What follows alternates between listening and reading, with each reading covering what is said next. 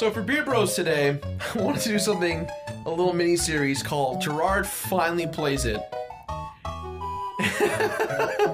What a great game to start off with, the Mario All-Stars pack.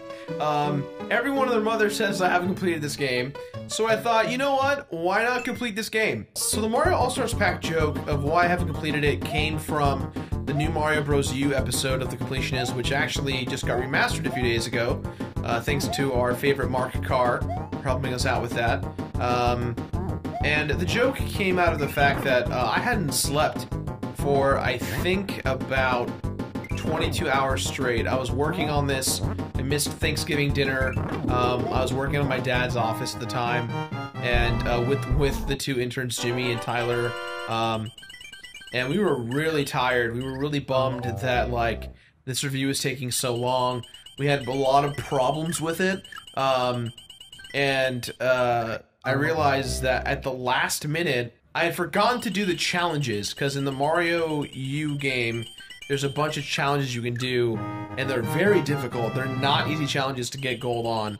And I remember it was a few hours before the debut of the video, and I was freaking out because I forgot about the challenges.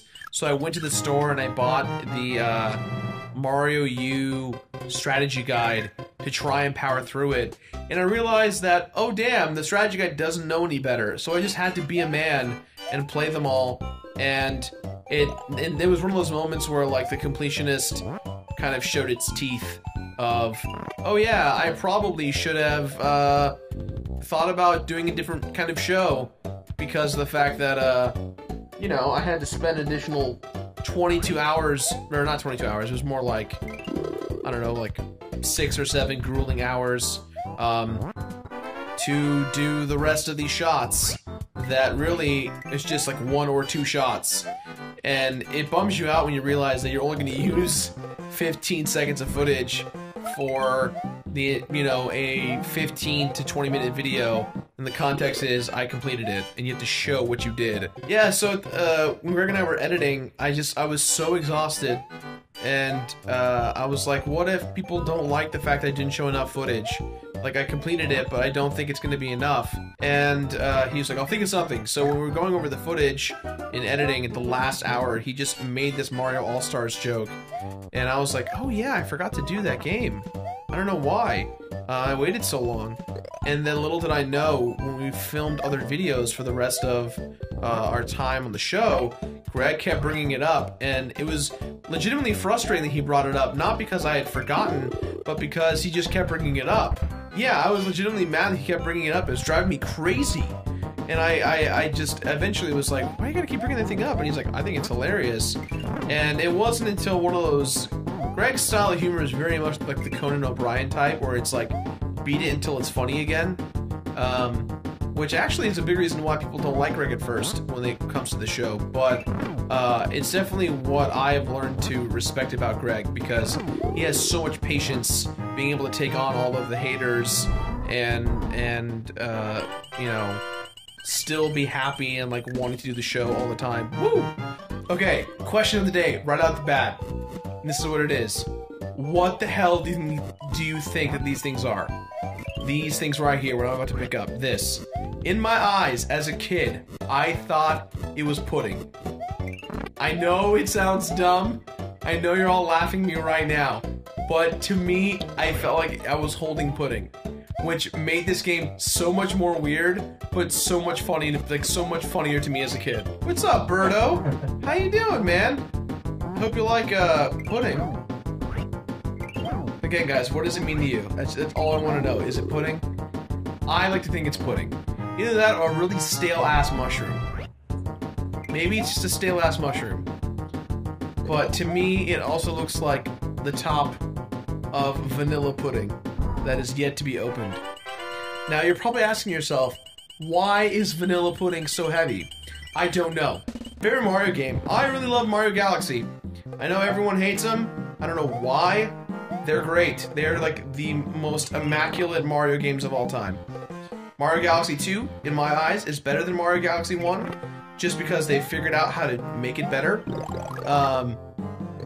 I think that the biggest problem with it is that the controls are very difficult, because they were trying to utilize, they really wanted to believe in their own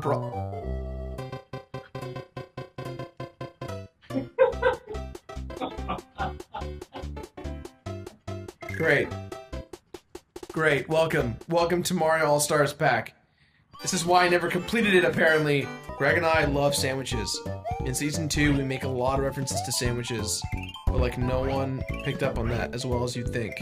So with that said, Greg and I also like hamburgers, and we wanted to do a hamburger podcast called the Ham Time Cast.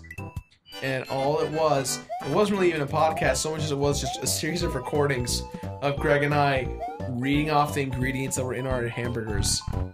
So literally you would just like, you'd hear a lot of fumbling, and then you would just hear like cheese, bacon, bread, tomato. Alright, Greg, your turn. Like, that's literally what we do. And that was the Ham Time Cast. As you notice, there is no episodes live of the Ham Time Cast. There's a reason why. That is the reason. So, if you want the Ham Time Cast, let us know. Hashtag don't use a hashtag. Wow, this guy again? How did I not remember? Why didn't I talk about this in my review? I'm fighting the same dude twice? Oh, shut up. Did you just really say that I didn't actually beat it? I showed the ending, for God's sakes. Luigi's is looking a little Hail Hitler-ish. I'm not gonna lie.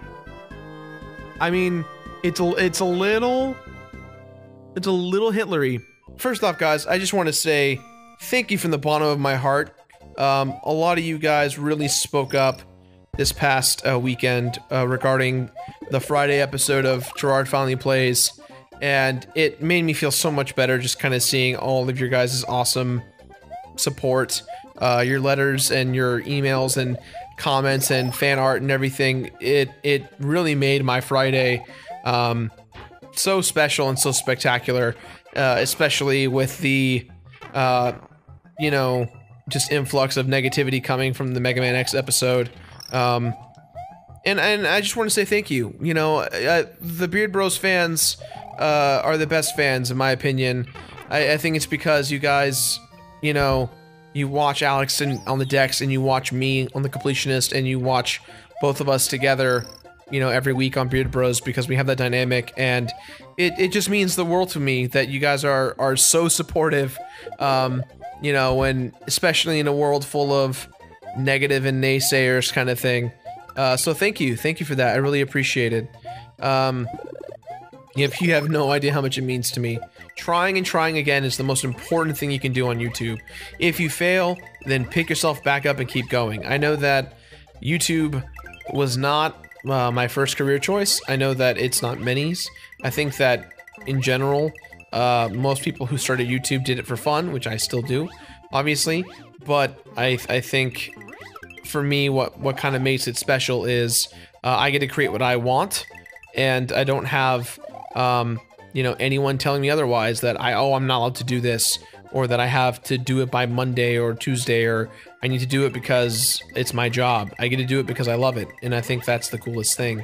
I graduated with 2 degrees at Cal State Fullerton, 1 in film and 1 in theater. I went in high school, I did a lot of improvisation and acting, and I wanted to become an actor at first. In fact, just because I don't care about embarrassment anymore. Before I got fat, I used to look like a pretty decent actor. I had a good headshot. Mark or Michael, whoever's editing, feel free to show them the headshot that everyone loves to reference. They reference me. I look way too good looking. And I'm working on getting back to looking that way. It's a big initiative of mine. That's why Mark is now starting to edit The Completionist. Yeah, so I wanted to become an actor at a very young age. My mom really believed in me becoming a successful actor. And it's ironic because my mom, before she got sick and you know, got Alzheimer's and everything, she really wanted me to become a child actor, and I hated that. I wanted nothing to do with acting or becoming an actor. I thought it was stupid. I thought it was a waste of time. and it really just I didn't identify with it at all. It was definitely something that rubbed me the wrong way. And ironically enough, when she got sick, you know, I was, you know, being the youngest of 5, you tend to get forgotten about a lot. So there's a lot of situations where I'd be at school very late because my siblings forgot to pick me up, or my dad would be at work. And it was like no one's fault, right? Like, you know, when you don't have a mom, you don't have a mom. You have to rely on the responsibilities of everyone in your family. And I do not, by any means necessary, hold it against my family for anything they've ever done. Because it's like, what can you do? There's not much you can do when, you know, a parent is missing. So, you know, I would often get left at school, and because I got left at school a lot, I started hanging out with the after-school program, and I got involved into acting that way, and that's kind of where I discovered my true passion for acting. And in college, I was very much on that route. I had 2 wonderful teachers in high school that, you know, Carrie Hayter and Sasha Duncan, who have no idea how much an influence they were for me. They, you know, I could have been another statistic of a horrible kid, and they took care of me like any decent person would, and they were so great to me that they were able to kind of help me figure out what I want to do with my life, and acting and performing was definitely one of them, and it was because of them that I ended up, as I think, as successful as I am. They were super influential, which makes me happy because, you know, everyone complains that teachers are so bad and they don't know what they're doing and all this stuff, but I really felt they did a great job, you know, helping me figure out where I was going and really helping me get there as well. Because, you know, Carrie Hayter was a drama teacher, but she also was an actor herself and a director, so she had a really good eye. And Sasha was a dance instructor, so, you know, I basically became a triple theater threat, as they say. One for voice, one for acting, and one for dancing. I was a triple threat for a while. My dancing skills were not the greatest. That was probably my weakest part, but I could sing. Acting was kind of where I was a very comedic actor. I played a lot of character roles. My first movie was called Picture Perfect. It was horrible, but it had a lot of good sentiment to it. It was a movie about basically the story of how my mom and dad met, and all the drama that, you know, led up to living in a big family, and how people can easily be forgotten. It was my little you know, dedication to my mom for believing in me. But the point is about the story is that I remember that I had a teacher, and just goes to show that, you know, teachers can come in both ways of good and bad. I had a teacher that refused to let me be a part of the video production crew. And it really bummed me out. He had a reputation of picking extreme favorites, and I wanted to become a editor. Editing always fascinated me. Cinematography always fascinated me, and I really wanted to be a part of that crew, and I wasn't allowed to because I was a quote-unquote actor. I was like, the actors don't know how to do any of those things. And I wanted to learn both. I wanted to do everything. I think that to be stuck to one thing is naive. Is to be naive. You can definitely benefit from learning every single aspect of what you do. So I fought tooth and nail to use film equipment at school, to be a part of any kind of extracurricular programs through the film program, and it really bummed me out. And it got me so mad that I made this movie about my mom, and we raised a bunch of money for Alzheimer's, and I had 3 showings, and all 3 were sold out, with several thousand people coming. It was like the coolest thing on the planet. I was like on cloud 9. When I got to college, I realized I was a very small fish in a very large pond, and but not to be confused with Amy Pond. So that was a really dumb joke. I'm sorry. I realized that, like, acting was not what I wanted to do. I didn't want to do just acting.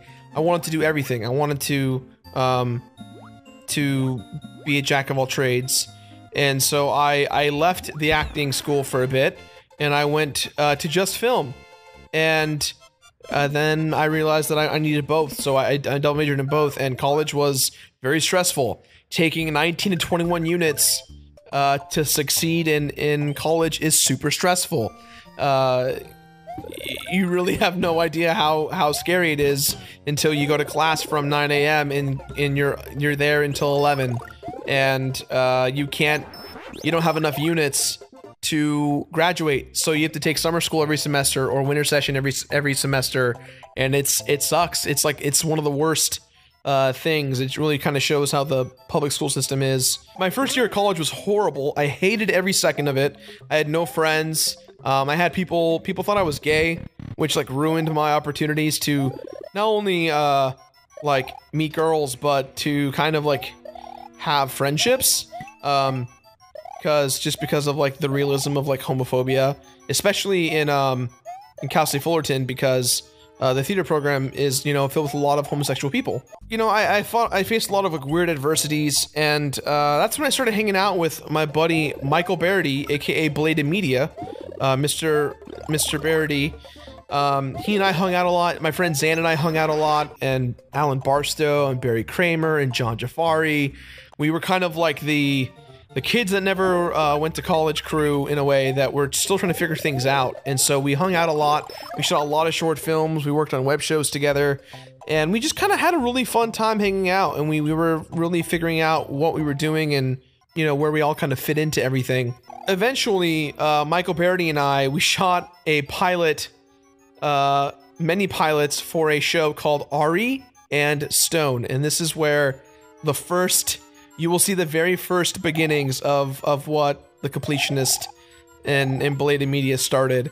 We wanted to do a web show about two guys named Ari and Stone. They're roommates. One guy's Jewish, one guy's Arab. That's what me and Michael are.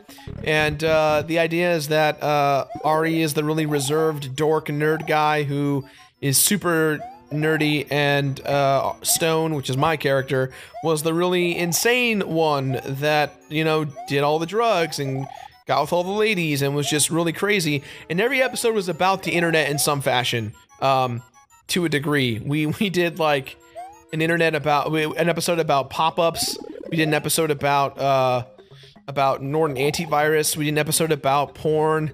My favorite episode we ever shot was my character wanted to do a porn based on 300, the movie. And so we had a bunch of really bad puns and like all this stuff. And it was so much fun. And we didn't know what we were doing, but we learned a lot about kind of our performances. And this was back in the day when YouTube, like, there was no shows. Like Smosh had just started. So we were on the edge of our seat trying to figure out what to do.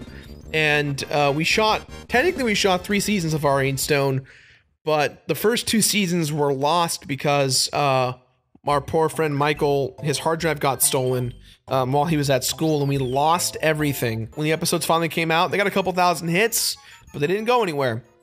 So Michael moved on to Bladed Media, which is, obviously you guys know him. He was on the channel for doing this channel specifically for GameCube Week, and you know him from What If Star Wars Episode 1 and 2 were good. That's kind of what his claim to fame is.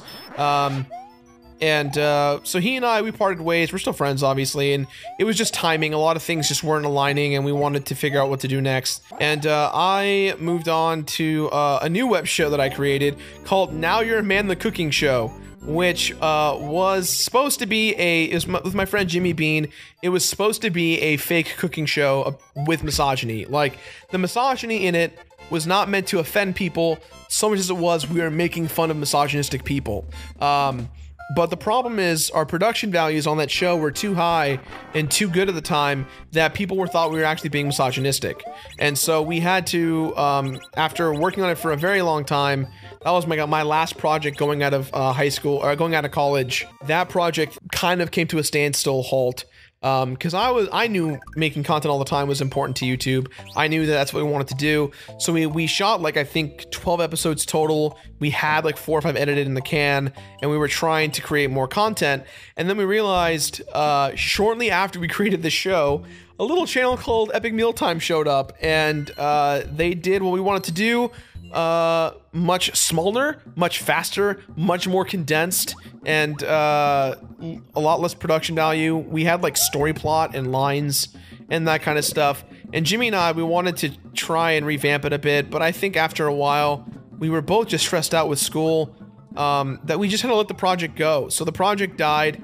I removed the episodes online. There's only one episode online, and it is the puppet episode. You can still find that somewhere, and you'll see how we intended to go one way, and it just didn't go the way that we thought. It was very funny, but in the wrong ways.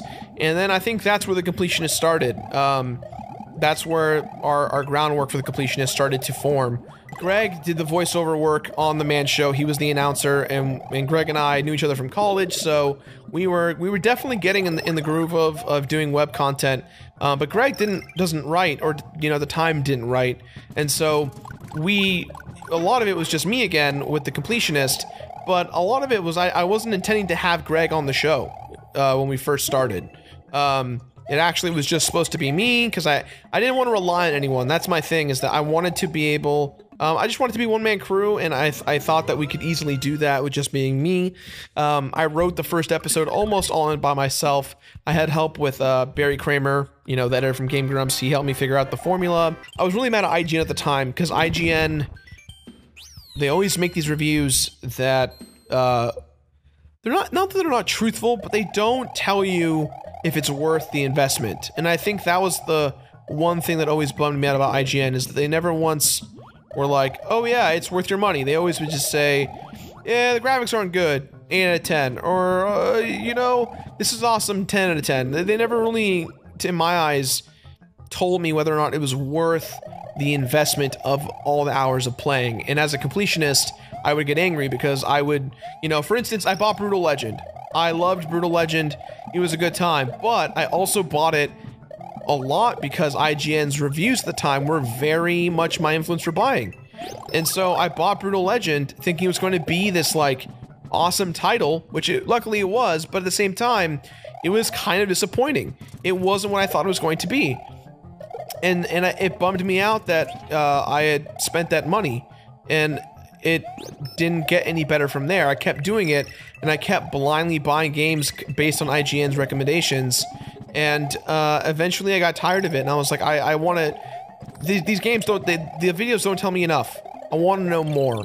And they couldn't tell me more in a 2.5, 3 minute video, especially, and that confused me because I always got the impression that they never even beat the game. They just kind of said that it's long and that's it. And they just, or, they'd be like, okay, yeah, that's it. At the time, there wasn't there was no hidden block, there was no normal boots. It was just John and PBG and, the nerd and the irate gamer, ironically enough, back in the day. And, and of course you had Pat the NES Punk and the older crew, but that was essentially it. There was no anyone else. So within that, I came up with the completionist, and I took 2 of the longest months of my life. Wow, that was a horrible attempt. 2 of the longest months of my life writing that episode, the Mega Man X episode, because I didn't want to sound like Aaron, I didn't want to sound like John, but one of the things that they did was that they had a lot of shock value humor, and I think that's where I saw the value in what they were doing. I took the information I got from them and what worked for them, and I applied it to what the completionist was, and so I was super unhappy with the way things were going with it. It just didn't flow well. So yeah, I had Greg over one weekend, and he saw the script and was like, yeah, you stop doubting yourself, you're really funny. And I was like, thanks. And so he read I think he read in the script the Spark Mandrill joke, and I think that's kind of what solidified him being brought on board as someone who can take my comedy and accurately portray it without me really, oh god, losing the confidence in myself. And I think that's why we worked together so well. And that's why we're still together to the day. So, made the first episode, and the rest is kind of history. You guys have seen my life unfold before you. That's kind of how it's been, and that's such a weird thing. There's a public record of where my life has been in 3 years, and that's such a weird thing. Fun fact, when Jimmy first started working for us, we had this song you're hearing right now stuck in our heads for 3 weeks. And so the running joke was that we would just put the 10-hour loop of this song in the room that we worked out of, and we would just... It'd be one of those things where one of us would finally notice it was on, And I think I got screwed the most because Jimmy would leave it on overnight in my room, and I'd go to bed listening to it, but I never realized I was listening to it until the next day when he came into work and was like, "This is still going." I'm gonna go for it. I'm gonna go for it. Here we go. Yes. Here we go. Here we go. Here we go. Get on that train. Get on my level. Get on my level. Don't get hit. Don't get hit. Don't get hit. Don't get hit. Don't get hit. What's up? What's up? Come on. Bam. That's how you do it when you want to skip the whole level. So some fun trivia brought to you in part by Alex's iPad. That's a skeleton fish. It showed up around this game. This is when it came out.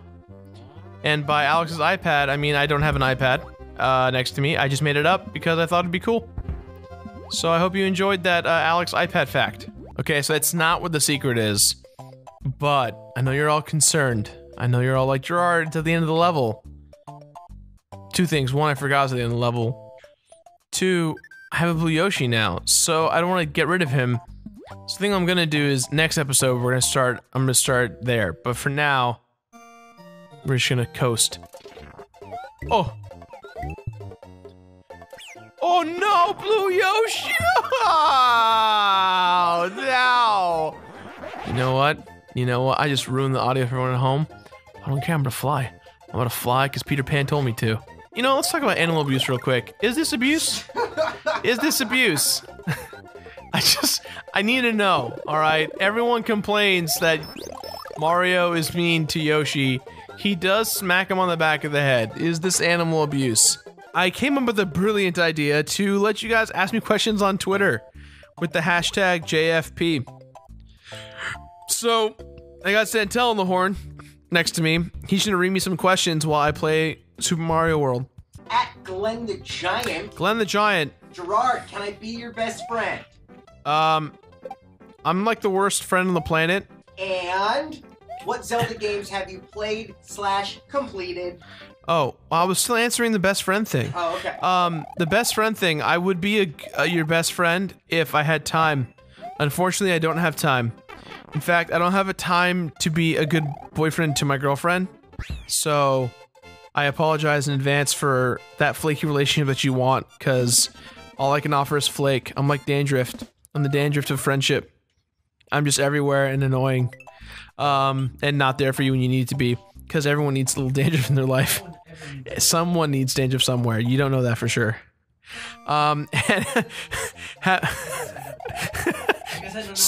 Yeah, someone out there will appreciate Dandruff. From Esteban Castro CR. Jirard, yes, sir. what are your favorite N64 games? Favorite N64 games? Bomberman 64. Ooh. That is one that I've been wanting to complete for ages. The problem is that game is really hard to actually complete. It's very hard. There's every level. I love that game so much that I would, purposely, like, this is how much of a little shithead I was of a kid. When I was like 8 or 9, and I first got my N64, I didn't want to go to school, I wanted to stay home and play it. So I would make my bed, and then I would sleep in my bed in a way that made me look invisible. And so my parents thought I went to school, to go, like, cause I walk to school sometimes. So they thought I'd walk to school and they check my bed and they'd be like, oh, well, looks like you walked today. And then I would just, like, not do that. I'd wake up and just play Bomberman.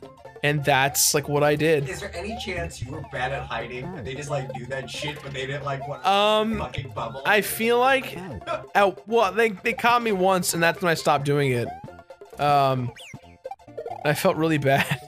At TOBG Office. Jirard, are you gonna play any more Mario hacks? Did you just ask me a question? Yeah, but we're doing Twitter questions. Guys, the office manager, Santel, someone who I work with daily, asked me a question through Twitter. Yeah, are you gonna play Mario hacks? More Mario hacks after Kaizo? Mario must die. If they're short and fun and well designed, yeah. Kaizo was great because I was just in shock with how, like, stupid hard it was. But I think also I just learned.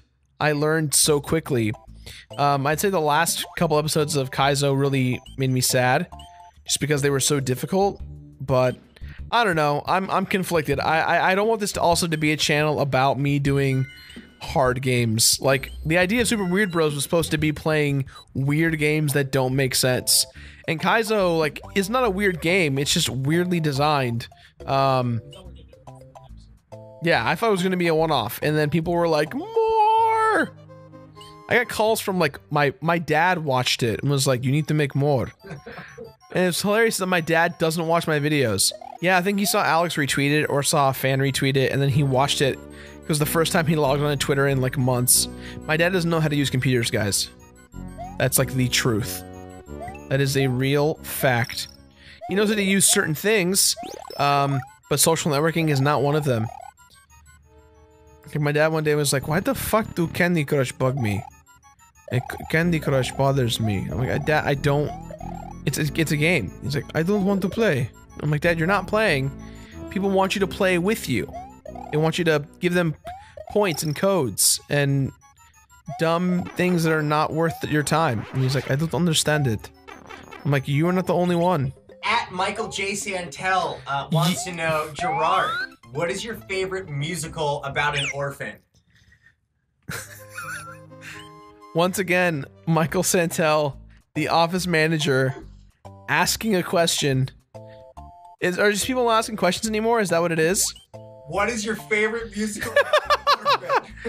At Sierra Ruiz wants to know, Jirard, what is the name of your sister's office dog? Pirates of Penzance. That's what. Oh, okay. That's the one. For the orphans. Yeah. That's good. Yeah. They're all orphans. All the pirates are orphans. What did your wife ask? What's the name of your sister's office dog? She read that article.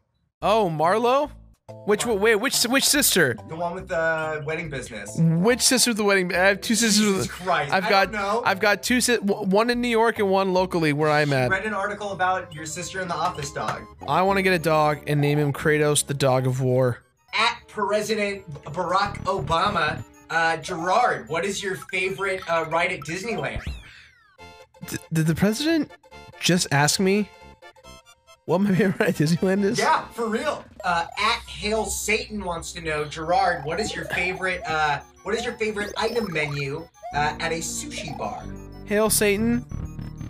Are these just you, Santel, every single time? Just answer the question.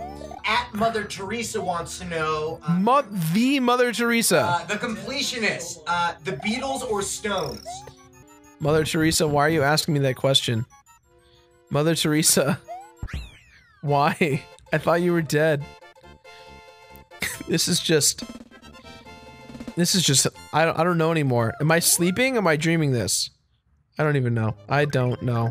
At Inception, Jirard, have you ever eaten a face? I'm sorry, hold on. You say Inception? Is this a dream? Are you talking... Spin your totem. Oh. I'm sorry, do you just ask, like, is it the official WB Twitter for Inception? They just tweeted at me? Yeah. The movie came out years ago. I don't think anyone's interested into hearing that. Shut up. Is it really? Yeah. 5 years old. And I still make references in the show. At Buffalo Wild Wings, Jirard, on Thursdays we put a boneless wings on a pedestal. Then we eat them. Question mark? They don't even know that's a question they want to ask. They asked that great. They said a statement, then followed up with a question mark.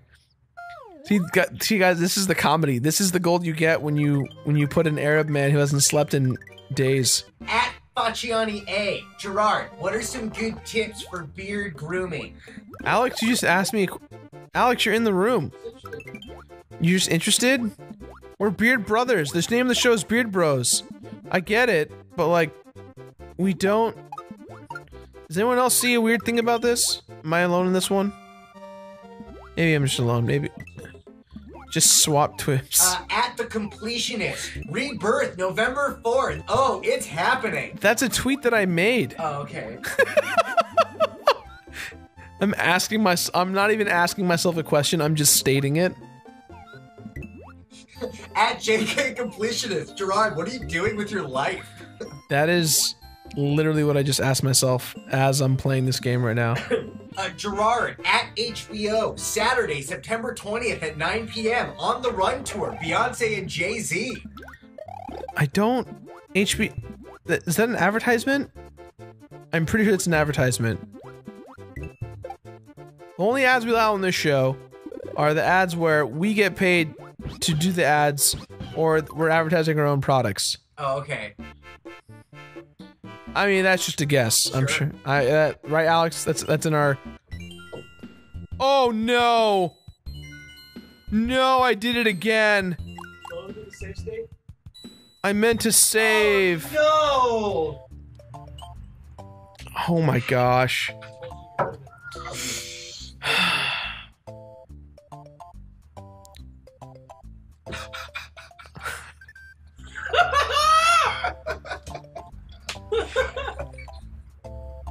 Warned you. Later, man. Later, man? Later, man. Later, man! Ladies and gentlemen, thank you for watching. I did so well. We lost an episode. This is the second time in 1 week where I've ruined a Let's Play because of a stupid load. I just wanted to save the game. At Jehovah wants to know, Jirard, can you feel my wrath? Is Chinova? Chinova? No, never mind. Chinova? Later, man. Later, man. When I started the completionist, did I take into account achievements? I did not. Which was a big problem on my site later on. When someone was like, hey, play a modern game. And I was like, modern, oh god, modern games. Oh no, I can't do that. Oh god. Pro tip, if you have to work a horrible job, I have worked many a good job, I've worked many a bad job. So I understand the trials and tribulations of working a job you don't like. But here's the thing. If you go to a business and there's a gigantic please do not come in if you're going to solicitate, and then you come in and solicitate, you have to understand that as a business owner, I will wreck you for not reading the sign. This guy came in the other day and was like, hey man, what are you guys doing? And I'm like, do I know you? He's like, actually no. We just wanted to make sure that everyone in the building got like a fair chance at this promotion we're doing. And I'm like, do you work in the building? He's like, no, I'm just walking around. And I'm like, okay. So I was like, oh, I humored him. I'm like, okay, what are you gonna sell me? What are you gonna sell? And he's like, he gives me makeup. And I'm like, I look at him and I'm like, there's no women in this office. He's like, well, there's someone special in your life. Your sister, your mom, your girlfriend. And this is a horrible thing, and I don't know why we do this, but whenever we're talking about my mom, because you know, she's passed, I've embraced her not being here as like a really good thing that she's in peace, but I also like use it as a dumb excuse for everything. Like, you know, can I have the last donut? Oh, my mom's dead, so you know, you should give me that donut. It's horrible, I know, but it's very playful. It's very like not real. It's meant to like just, you know, make light of the situation as always. I almost said that out loud because of how I was feeling with him, but he kept going. He just wouldn't. And then he looked over at Hyrule Warriors and was like, oh, so what do you do here? Can I play? Can I hang out? He like went to go sit down, and I was like, yeah, he wanted to like hang out, and I was like, did you not read the sign? Did you not read the sign that says no solicitation? You gotta go. You got to go. I'm sorry. And he just got like really mad and angry and like left. So don't. I get you have to work the bad job. I understand, but read signs. Read the signs. No solicitation, meaning get the fuck out. I dreamed my whole life as a gamer, let alone as a content producer or maker, to work with Nintendo. It has been like a lifelong goal to do that because Nintendo inspires me. They've been inspiring me. They always inspire me, and I love everything about them. You know, call me Nintendo fanboy if you want, but and I'd say the same about Sony. I'd say the same about Microsoft, but Nintendo more specifically.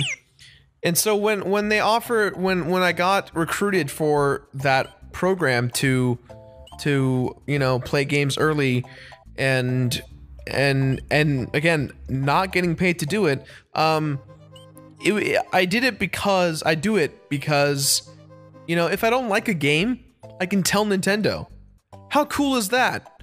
Hey Nintendo, I don't like your game. And they're like, oh, that's unfortunate. We'll think about it better next time. You know how cool that is? I have a direct feedback to them. And then at the very least, if they think I'm crazy, I have thousands of people who agree or disagree with me so they can see. That's a cool thing. That is like an insane thing to me that, like, at the age that I'm at, you know, the age of Hyrule Warriors, that I'm able to have that relationship with the game company. That's insane. But within that though, is it right for me to do that? Will I become a like jaded or polarized person, a biased person because of that? I personally don't think so. I think that there is a very fine line between friendship and work, and I make that very clear with everyone I work with, both professionally and personally. And I think that especially with, like, you know, the Shovel Knight devs were fans of the Completionist. Like, that is crazy to me that they came to me and they were like, they wrote me an email that was like very completionist worded. It was like, we want you to give this game a rating of burn it, and like all these like fun things. And I'm like, this is hilarious. Like, it was an honor to get that email. And at first I was skeptical because I never heard of Shovel Knight. I had no idea what it was. And then I picked it up and I was like, this is great. This is awesome. Why haven't I played this sooner? That's what it is. That's what today's about. Sleepovers. Sleepovers and forts. Those are the coolest things ever. Even as an adult, I wish I could still do that. Like, sleepovers were the coolest thing to do as a kid. Now that I'm old, no one wants to sleep over anymore. I'm like, hey, come over to my house and let's stay the night. And they're like, why? We have cars. And it's like, yeah, but then we can like wake up and like make waffles. Look, if we're gonna see Microsoft All-Stars and we can play as Marcus and Master Chief and Clippy, I'm down. Can you imagine playing as Clippy? I would be so ready. I am more hype on that now than Smash Bros. Like, his like smash move is that, or like his ultimate is that like a million of them appear on the screen and it's like, I see you're writing a letter. I see you're like, and it's just, it fills up the screen to the point where it like, the screen goes black and then the Windows 95 chime, boom, brum, brum, brum, brum, brum, like starts up and it just turns into a desktop window and then it like, that's it. Perfect. Or he calls in all his old friends that nobody remembers. He has like a dog or Clippy has a dog friend? Yeah. Is this true? Internet hashtag. Internet hashtag me on Twitter. Hashtag me on Twitter. It's true. And then show me a picture of Clippy's friends. And you know what? If Clippy doesn't have any friends, then just make a friend. Because you know what? Even Clippy, the guy who is a jerk to you about your spelling. There's so many. There's many friends. Okay, so we got Bossgrove, a butler, Dot, a shape-shifting and color-shifting smiley-faced red ball. I don't know what Earl, a blue-green cartoon cat. I don't know what any of this Genie, means. A genie. Genius, a caricature of Albert Einstein. Hoverbot, a robot. Kairu the dolphin. Max, a Macintosh plush computer for Macintosh, but it's for Windows. That's very weird. Merlin, a wizard. Mother Nature, a globe. Office Lover, Hold on. a jigsaw puzzle. Petey, a green parrot. Power Pup, a superhero dog. Robbie, a robot. Scribble, an origami-esque cat. And Will, a caricature of William Shakespeare. That is a lot. You kind of, you told me so much information that I tuned out. I'm not gonna lie, I tuned out because, quite frankly, I didn't think there'd be that many. There's so many. Nor do I really care, because Clippy's just, he's the OG one. No one cares about him. No one cares about Jasmine the Dolphin or whatever. It was Kairu the Dolphin. Kairu the Dolphin. Available for East Asian editions. So what you're saying is we've got some skins for Clippy when he's in Smash. Yes. When he's in Microsoft Smash. What would the name of it be? I think it'd be just for me. No one else in the world would think it's funny. I just want them to call it like Microsoft Smash Mouth. And in the front, the picture cover is the lead singer from Smash Mouth, like about to eat an ice cream cone. Is it this way? What? What? Did you see that? No, I was reading Clippy. Is this a common error? I don't know what happened. I'll see it when I'm in. No. I'm doing it again. I'm doing it again and we're gonna end it there. That... I can't believe that's an actual thing. Is it? Okay. That can't be right. That can't be right. I hit an invisible block, jumped on top of the power-up, it made the power-up noise, Yoshi's sprite glitched a little bit to the left, and then it killed me. What the hell? Yeah. I'm gonna try to replicate it again. My family always tried to like one-up me in games, which is very weird. My sister was always like, let's play Mario Kart. I'll beat you at Mario Kart. And I'm like, I don't want to play you in Mario Kart. I would really not want to play you in Mario Kart. Because she wouldn't beat me, she would just tease me until I get upset. Okay, this is what I did. So I went that, and then I did this. Yeah. It happened again. Is that a... Look it up. Is that a well-known glitch? Okay, Valley of Bowser 2. That's the most bizarre thing ever. I'm gonna do it again. Just because.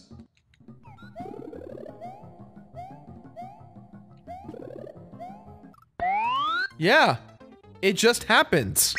If I got a haircut where I just cut the top of my hair and left the rest of it long, I'd walk into the office and say, ladies and gentlemen, the mullet. Hey, they released an update for the Retron. I'm afraid to update it. What does the update have? I don't know, but I'm afraid to update it. Maybe it will finally recognize our cartridges when we put it in. You guys have no idea how long it takes for us to start up any Let's Play we do with the Retron. Yeah, once the Retron works, it's perfect. But it's the art of getting it to work. And it literally is an art. It's an art form. You have to fandangle the cartridges. You do have to fandango.com it, yes. There also, there's actually, I read an article the other day about how the Retron 5 is technically an illegal piece of hardware because it uses software emulation through the SNES 9X emulators and the FCE emulators, which are not like open source code, so they actually legally can't do what they do. So they're gonna get in trouble. Well, maybe now that you publicly made it available. Well, it's not my fault. I bought the product. I bought the product because apparently I wasn't cool enough to get one. I even, here's the thing. I met those guys at the booth. I just wanted to buy one. I was like, I will buy one. And they were like, cool. I was like, oh no, I mean, I'll buy one now. Like, oh, we don't have any now. Like, well then, can I pre-order one from you? No, we're all out. But then why are you here at E3 promoting your product if you're not going to sell it? They go, we're here for do business meetings with companies that are going to distribute. And I go, okay, doesn't that mean you should have a product to sell to people? Because I want to buy your product. I don't know. The Retron guys don't know who I am. I don't know who they are, but I definitely got a very weird vibe from them when I met them. And I think everyone understands that vibe because they bought the Retron 5. They bought it and they were like, what? I mean, if you were pro, you could just fly across the road.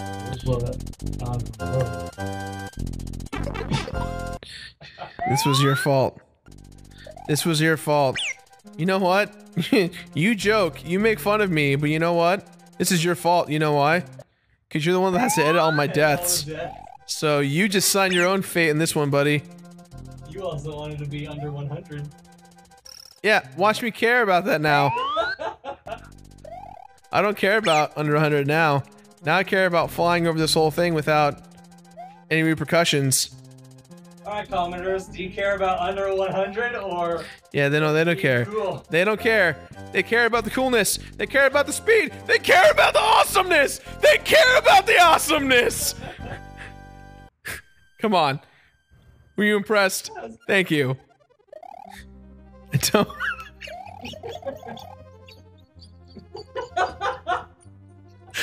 What is my life? At least that was fun. At least people are happy with that.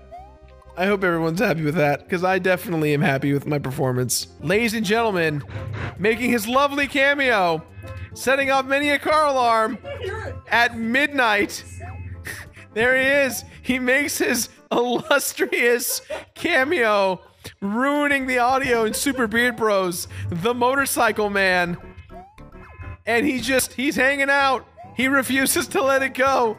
He wants everyone to know how... Oh, there he is! There he goes, driving away. And that car alarm will not go away, ladies and gentlemen. Here you go. See, everyone's like, I don't hear him. You hear him now. I remember reading a comment a few days ago of someone being like, I finally heard him! You hear him now. God damn it. Honestly, I would love to move on to a new game for Jirard Finally Plays. Just a new series, you know? I'm actually quite enjoying the Jirard Finally Plays. Get away from me, Pinky! What do you think your next game, like, next after the All-Stars pack? I don't know. I don't know what's next. I don't know what's next. I don't want to do RPGs. I really don't. Like Chrono Trigger, I know, everyone wants Chrono Trigger, Tales of Symphonia, Skies of Arcadia. To which I say, please, I just want to live my life. Bob Ross is dead? Yes. Oh no. What a depressing world now. This is why you can't tell me things live on camera, because now I get sad. He died 20 years ago. He died 20 years ago! And now I'm all sad.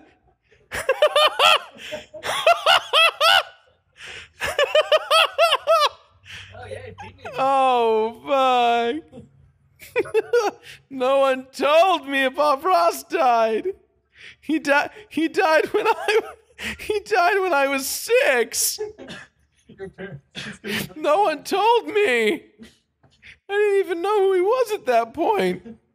I could have known him. In the 8th grade, yeah, we're going that old school. In the 8th grade, beginning of 8th grade year, I was the president of my student body, which is ironic as hell because okay, here's what happened. So I was like not a popular kid. I mean, I was all right. You know, I wasn't the greatest, but I was like, you know, a normal guy. Everyone in the student body is going for president, right? That was like the sweet spot, because being a president mean you got to like skip classes whenever you wanted. You got to go to the office. Like you got like insane perks that were like unreal. And so my sister, I wrote like this really earnest speech, and she was like, that speech is not very good. And I was like, well, that sucks. She's like, no, you have to understand that like K through 7th graders are going to vote for you, and you need to convince them that you're like a really good president. And I'm like, okay, how do I do that? And she's like, by rapping. And I'm like, by rapping? That's like the dumbest idea ever. She was like, no, trust me, it'll work. I'm like, okay, well, you know. So I go last. I'm the last one to go up for my speech. And there's like, mind you, almost like 6 or 7 of us going for student president. And the thing is, the reason why everyone wanted student presidency is because all of us were going to like, well, I didn't end up going, which is really ironic, but a lot of us were going to go to like Ivy League high school kind of stuff, you know, like the ones that are really hard to get into, and extracurricular activities are super important. And me, I had no idea what I was doing. I just was like, well, I want to be a cool kid, so I'll just do student body and that'll be cool. Everyone does their speech. I go up. I'm the last one to go up, and I have both my sister's rap in my hand and mine. And I had never actually read my sister's speech before. I just was, I kind of like, was like, whatever. My sister doesn't, like, she doesn't know 8th grade, you know? She's just a high schooler. I don't care about her. So, at the last minute, I don't know what got over me, but I was like, all right, I'm gonna do it. So I read her speech instead. And her speech was really funny. It was really good. And I like did not give her enough credit for it. And it was like this insane rap where I was talking about how I won't promise you all these things. Like, I'm not going to get you a roller coaster. I'm not gonna get you Kostas for your mugs. Like, I just was like, it was a crazy ass rap that she made. It wasn't really a rap, it was more like a poem that rhymed. I was laughing as I was doing it. I was literally laughing my ass off as I was saying it, which made everyone else laugh. And I won the presidency by a landslide, which was like the most bizarre, like, twist of fate thing I've ever have done myself. So I got to be president, and I went to a private Catholic school, which ironically enough, and this is not like a faith discussion. I don't want to discuss religion ever in games, but I was not really religious. My family was, but I never practiced. I still don't practice. I know all like the prayers and stuff, but it wasn't for me. I had to lead the morning prayer every day, like at 8 o'clock in the morning. So here I am, morning Jirard, just kind of coming in there, and I'm like, all right, we're gonna do a prayer today. I hope you're having a good day, and I would do it. And it's really hysterical because in the time, this is so stupid to me, I can't believe I'm gonna say this. At the time, I was really into wrestling. So like, I was super stoked that they gave me a microphone, and I loved The Rock. The Rock is my idol. And I was really into promo shooting. I loved the idea of like talking trash to everyone. But the thing is, like, I can't talk trash. I can't talk today. I cannot trash talk kids, let alone like kindergarten through 8th graders that voted for me for this presidency. And mind you, like, my presidency involved like planning student events, like, you know, the talent show, things like that. Nothing too crazy. So I do the morning prayer, and I was super into wrestling. So eventually it just turned to me being like, because I think at the time, this is what it was. At the time, for you wrestling fans out there, at the time, Stone Cold Steve Austin was back, and his catchphrase was, "What?" He would just say "what" really loudly, and everyone would just scream "what" back. And so I like used that gimmick as my morning thing, like, as everyone's like, "Good morning." I have a microphone, and I'd be like, "Good morning, everyone," and they'd say, "Good morning, Jirard," and I was like, "What?" Like, I can't hear you, and they'd all be like, they then like turn into like rabid fans, like, "Good morning, Jirard!" Like 300 to 500 kids screaming my name. I'm not gonna lie, I never felt more cool in my entire life. Did anybody even get like what you were doing? No one had any idea. I sounded like a crazy person in the morning, but everyone fucking loved it. And even the teachers were like, "Wow, you have good energy in the morning." And I'm like, yeah, I do, yeah. And in the back of my mind, I'm like, I just like wrestling a lot, and none of you know that. So there was a talent show, right? And everyone did music or like acting or monologues or stuff, and we're like, it's K through 7th, 8th grade, so like no one can really do that much, right? You like, oh damn, you really can't do that much in an 8th, you know, in a talent show. It's a bunch of kids with a bunch of parents like pushing them. This one blonde-haired kid was like, he was really funny looking. He had a lot of spontaneous energy, but he had really bad stage presence, and he decided to do, or not bad stage presence, that's a bad word to say. He suffered from like stage frightness because he'd never been on stage before. And he was terrified. He was just like, "I don't want to do this. My mom is making me do it. I don't know what to do." So I was like, "Well, what are you supposed to do?" Because I'm the talent show coordinator, and he's like, what is your thing? And he's like, "I do comedy." And I'm like, "Oh, you do comedy? Okay, so what are your jokes?" And he told like the most punniest jokes on the planet, and I loved them. Jimmy? It was pre-Jimmy. Hashtag Jimmy before Jimmy. Hashtag Jimmy the prequel. That's what I'll call that hashtag. Yeah, so this kid did puns, and they were so funny. I was the only one that thought they were funny, and like the talent show committee was like, "What's wrong with you?" I'm like, "This guy's brilliant. This is a freaking 4th grade kid. He's 10 years old, 11 years old. He's got great puns. I'm down for this." So no one thought it was good. Do you remember any of them? Oh, it just was like, no, I don't. It was just stuff like, like, why did chicken cross the road? Because it could.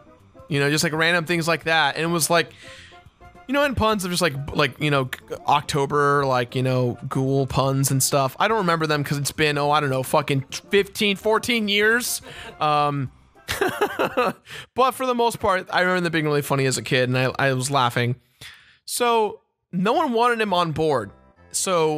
But I thought he was really funny. So what I did was, I was in a band at the time. So I had my drum set there because I play drums, and the kid was like really, in his audition, he like was really terrified. So I snuck backstage while he was performing, and every time he told a joke, I go boom, tsh, and everyone would laugh every time. And it like and the thing is that like depending on the joke, if I didn't think it was funny, jokingly, I would like go like boom, boom, and like hit like the bass drum, and everyone thought it was so funny, and like that kid was so happy he ended up being in the talent show, and in it for the live performance he asked me to do it again, and I did, and that was just me being a good Samaritan. It was a good story, good times for that kid. I wish I remembered his name and where he was. I'd like reach out to him and be like, hey, come on my show and tell that story again. He probably does. He doesn't even remember. He's probably like, let's be real, he's probably like 21 right now, 22, maybe, no, probably even, yeah, I'd say about that age. That's so funny though. I can't believe I remembered that. That'd be so funny if I got him on the show. Alex is here, by the way. Alex is here in spirit. That was so terrifying. Alex was talking to me. Say hi, Alex, from the far away. Hi, Alex, from the far away. Alex was saying that due to my busy-ass schedule, doing RE2 would actually probably destroy my health.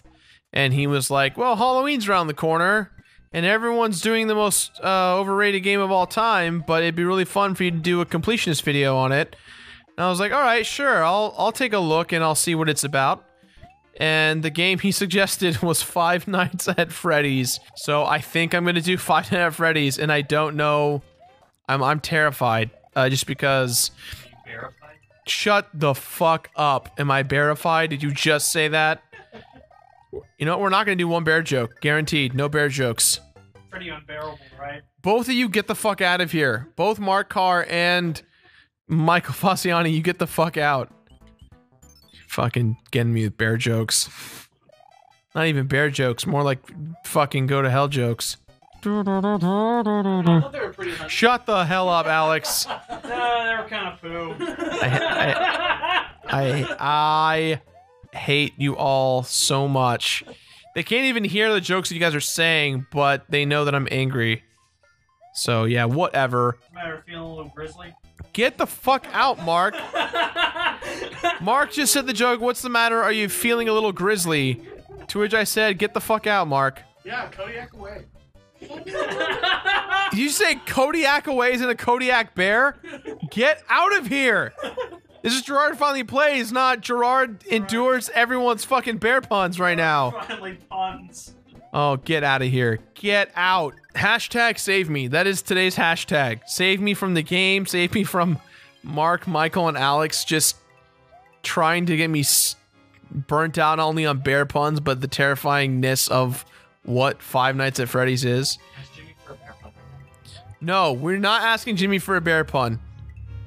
It's not gonna happen. You should ask for the polar opposite. Get the fuck out! Get out! Hey, we peaked. It's been a long time since we peaked. I hate you guys. Just you see how I suffer.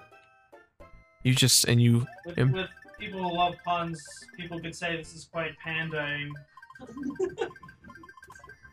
I hate you. That's what it is. I have to hate all of you. Leave me no choice but to despise every part of you. That's right. It's pretty relaxing. It's like yogi. Shut up. Just stop it. Get out. Get out. It's not even funny anymore. Should you be editing that episode of what we're talking about right now? Am I making a boo-boo? You could also say a honey boo-boo, because that's two different bear things right there. From now on, Completionist, Beard Bros, The Dex, and even Super Scope is now going to just star me, and only me. It's going to be edited by me. It's just going to be done by me, because apparently everyone in this fucking team that I pay money, I pay you all. Mother effers. That's right. I'm censoring myself for the kids. Shout out to the kids out there that don't like my swearing. Did you? No, no, don't you dare say little cubs. No, that's not funny. I hate you all. I just cannot stress my anger for all of you. Not for you at home, but for those in the room right now who think that you guys matter to the... You know what? Jirard, come on, you're like my brother, Bear. That was a stretch, and I'm gonna ask you to leave the room now. I'm asking you to leave. Goodbye. Everyone say goodbye to Mark Carr. Tweet at ADD Productions. Goodbye, Mark Carr. That is what it is. He still hasn't left. He doesn't understand that goodbye means goodbye, but you know, that's fine. Whatever. I'm trying to think of more. It's No. I would remember that you don't need to think anymore. Ladies and gentlemen, the motorcycle man letting you know that his Kawasaki, whatever the fucking brand is here. Just bearing down that. God damn it. They can't hear your jokes. They cannot hear it, so I'm fine. I'm sure they can't hear it, even though you're gonna go in and punch up the audio just for that little bit and try and make them hear it. They're not gonna hear it as much as you want them to. I'll help you out if you need help. Great. You mean a paw with that? Oh my god. You know what? I'm not gonna let it face me anymore. Notice how I don't react to your jokes. They do nothing to me. I am just a man playing as Raccoon Mario. And I will one day complete the All-Stars pack, as everyone here witnessed, through the power of my controller. But I will not give in to your terrorist demands. You mean our bearers? You just literally said... That's not even a pun. That's you combining the word bear and terrorist. Mark, I know you've literally looked up jokes. I know you're on your phone right now and you're about to go through a list of bear puns. I know. You haven't said a word for a few minutes. I've had enough of the bear puns. They're in hibernation. That joke literally made Alex laugh from his silence. Alex was like being very quiet this whole time, and then that one made him laugh. God damn it. The All-Stars pack, JFP, ladies and gentlemen. I can sense all of you thinking conglomerately about stupid bear puns that Do just... you need a bear hug? Get the fuck out. This is done. Later, man. I will turn this Let's Play off. Wellness of being healthy and wellness of being happy are two different things. People misinterpret that being in shape means you're happy. It doesn't necessarily. There are people who are skinny who suffer from bulimia and you know, and who, or you know, maybe they cut their wrists or they experience traumatizing events that make them trivialize and prioritize things differently than you do. And being happy doesn't necessarily mean you're being healthy. Obviously, you know, I know a lot of friends of mine who are bigger guys and girls who are plenty happy being the way that they are. So the question is, what's important, being healthy or being happy? And for me, I want to achieve both, which is impossible to do when you do what I do, just because of the fact that things cost money all the time. And it sounds trivial, but again, YouTube AdSense is not great. There are YouTubers out there that make more money than my entire 4 years of or 3 years of completionist ever will in a month. So that's kind of like a bummer. It's a bummer thing to think about, but at the same time, it's like I can't be upset. I can't be jealous because eventually that will be me as long as I keep going and I don't give up. And the real question is, I guess, to kind of go into that, is that when will I stop? When is enough enough? When is completing games, you know, going to be a successful venture? Because the reality is every episode of the completionist puts me in the red in labor, staff. Oh, that's the same thing. In man hours, in budgeting, in my own health, because I'm not doing things. Even with Mark, you know, editing the completions, which he does a fantastic job, by the way, my time still gets taken up from other things, meetings, projects, you know, because we're running a business, and that's kind of, you know, I became the boss because I started one channel that did really well. Okay, hold on, let me say that. Let me rephrase that. I started a channel that wasn't always big. My channel was small. In the grand scheme of YouTube, my channel is still small. That sounds really bad and stupid of me to say that, but you have to look at the bigger picture. You know, the reason why I am able to pay people is because of things like Patreon and brand deals that I don't want to do, but I do anyways, because it's no longer about me and my dreams of, like, you know, creating a successful channel. It's about keeping those people who work for me happy. You know, I guess my mentality is if I can't make myself happy, then I can make those around me happy. which is kind of a depressing thing when now that I hear it back in my head, but I feel like I think you guys get where I'm coming from, hopefully. I don't know why I had the balls to do this, but I was at a Nintendo event tonight. Like Nintendo like invited, had like a little mini party, and I went to the party, and I literally walked up to a to Nintendo PR rep, and I was like, "Hey man, I love Nintendo. I think the Wii U is a stupid name." I said it to his face, and he had the biggest smile on my face because he knew I was like, I didn't want to hurt his feelings, but it was just such a cool, like, fun thing. He was so nice about it. He's like, a lot of people disagree with our choice to go with the name, and you know, we understand why, but you know, hey, he's like, you got Smash Bros now, so that's kind of a thing to look forward for it. And I'm like, yeah, it is. He was a really nice guy about it.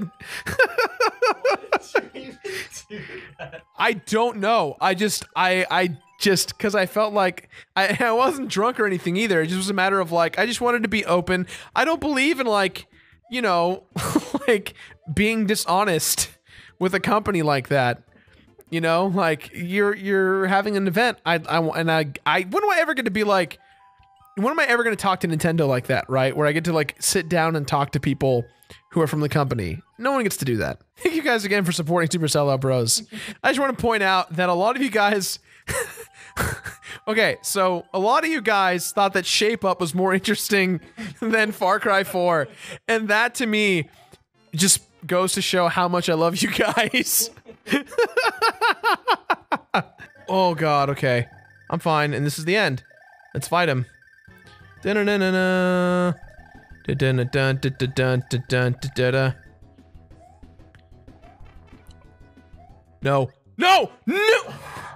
I suck. I suck at video games. I am the worst person on the planet. Why do I do what I do? I am the worst person. I don't exist. I do not exist. I should not live in this world.